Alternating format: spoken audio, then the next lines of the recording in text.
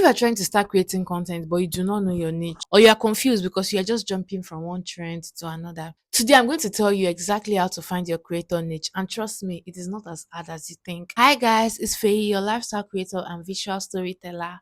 Welcome to another masterclass. Let me take you back a little bit. When I first started creating content, I had a clear niche. I knew the kind of content I wanted to create.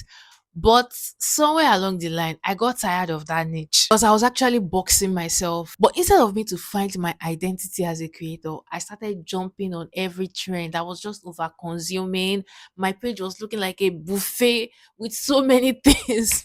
So having a niche is not about limiting yourself. It is about having an identity as a creator, something that people are always going to recognize as you.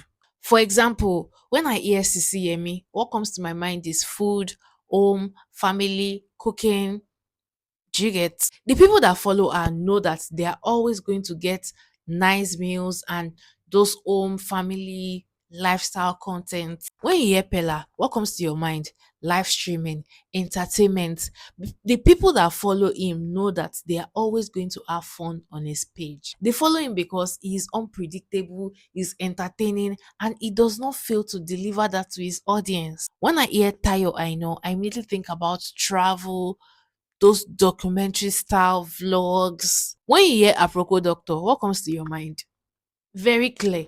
Medical advice. Or when you hear Brother Shaggy now, what comes to your mind? Streets, comedy. Oh yeah, it's me.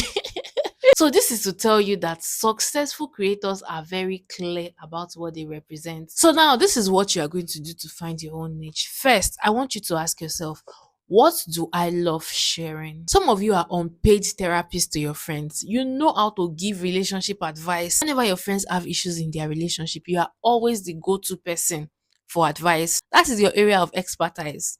If you don't know. And there's some of you that are so good with gadgets that whenever people want to go to computer village to buy gadgets or they want to buy any kind of gadget, you are always the person that they will tell, please come with me. Because they know that you can tell original from fake. You just know how to spot original gadgets. You know the best brand for power banks. You just know everything about gadgets. Think about it. Your niche is hiding in your real life. When you have honestly answered this question and you know what your interests are, then you can now combine them. Combine fashion, beauty, makeup. You don't have to box yourself. Don't be afraid to experiment. You might try one kind of content and be like, no, this is not working.